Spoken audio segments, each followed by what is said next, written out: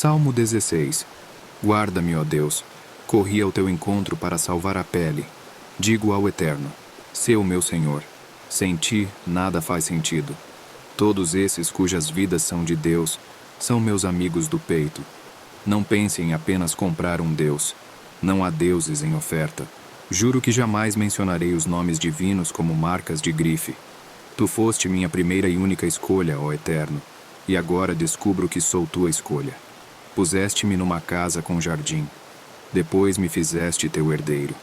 O sábio conselho que o Eterno dá quando estou acordado recebe confirmação do meu coração quando adormeço.